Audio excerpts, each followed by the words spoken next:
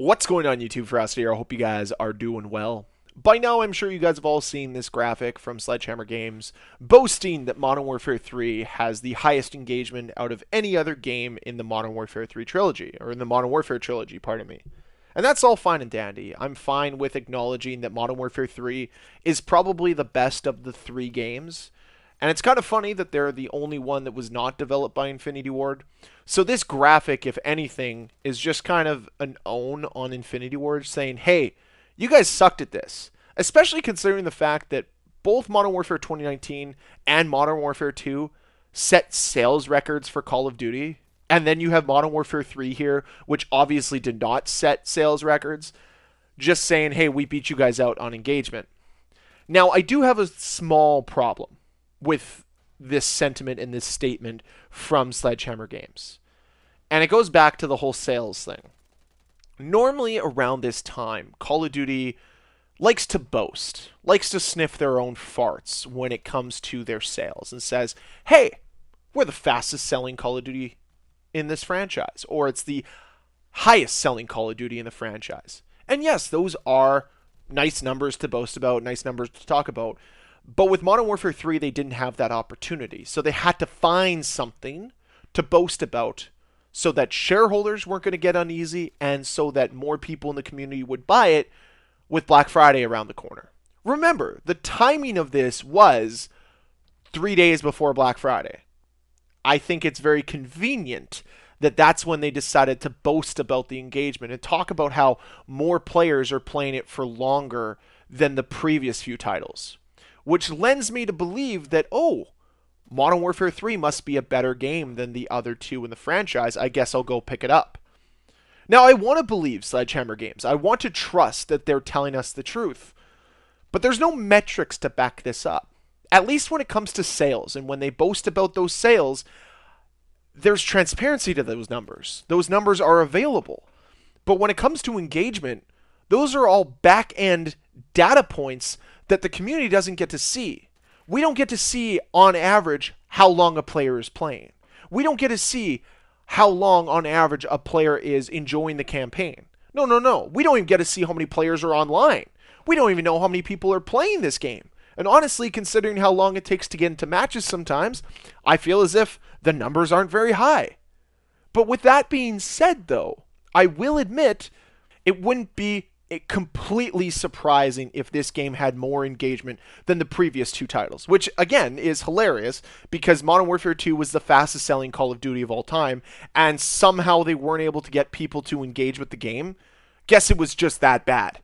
It was that bad. Modern Warfare 2 was that bad, and I will always talk about how bad it was because they had the opportunity to make the game better and they refused to do it. At least with Modern Warfare 3, it seems as if Sledgehammer Games is trying to make the game better, moving in steps to enhance the experience for the average player, but only time will tell if this is what's going to happen or not. So to continue on this point, I do find it very curious that all this came up right around a time of high sales, of high traffic potential. Wouldn't you want to boast about your game right before we go into one of the biggest revenue months for video games and for retail in general? I would. It's a good marketing tactic. And that's how I feel Modern Warfare 3 has been since the beginning. It has been more so about timing the marketing perfectly versus actually delivering on what they've been talking about.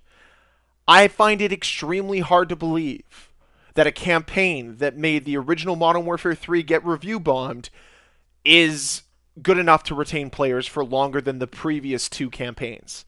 A campaign that made so many people cancel their pre-orders. That's not a sign of a good game or a campaign that retains players for longer. So I again beg the question, are these numbers real? Are these statements real? Because again, it is all from Activision data we're not privy to.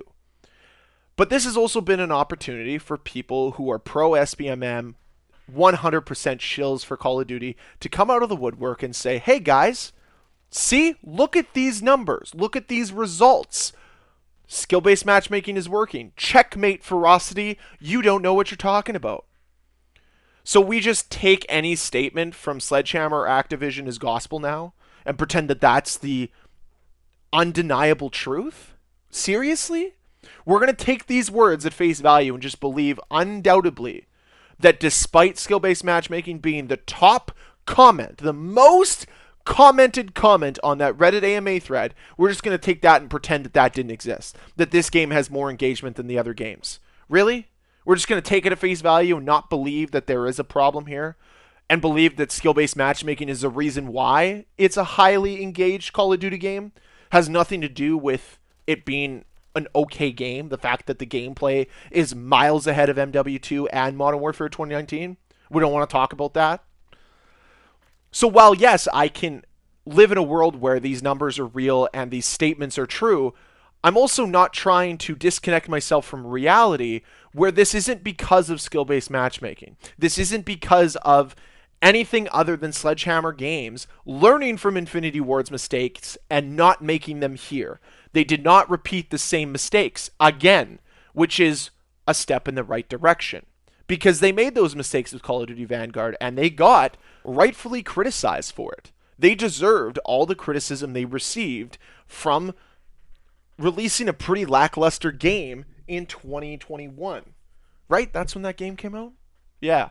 I don't know, man. 2020 and 2022 and all that stuff, they just kind of mesh together, and I don't really know when is when because there was a thing that happened that still haunts me in ways. Anyways, it's neither here nor there. The main point that I wanted to make, though, with this video is it would be great to be able to trust Activision and Sledgehammer Games with these so-called engagement numbers. It'd be great to trust these statements and be able to take them at face value.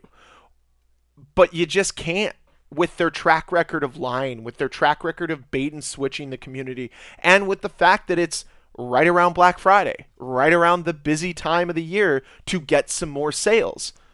I'm not oblivious to that. I look at it and I say, what a wonderful marketing strategy. Get the people that will believe everything you say, get them to buy the game. Get them to buy it when it's at a bit of a discount. They don't care. Because guess what? You're probably going to buy the game and buy some additional cosmetics as well. Maybe the Battle Pass before Season 6 for Modern Warfare 2 was done. I don't think they care. Because what it's about is catering this to other players. Not to people that have already bought the game. People that bought the game do not care. They don't care how high the engagement is. They're able to experience it. But this is all for new players. And this is a tactic that they're using to try to generate more sales. I don't know if we can trust them. I don't know if we can believe these numbers. And that's all that I'm trying to say. Is don't believe everything you hear. And don't trust everything that Activision and Sledgehammer Games says when it comes to Modern Warfare 3. But that's it that I have for today's video. That's all I wanted to touch on. I'd love to hear your thoughts down below. Do you believe what they're saying? Are you taking it with a grain of salt? Or do you just flat out not trust them and believe that this game is doing worse than how they're trying to present it? Let me know with a comment down below. And as always, guys, thank you very much for watching. If you enjoyed this video, please hit that like button. If you want to see more videos from me, please hit that subscribe button. And I'll see you guys next time. Bye.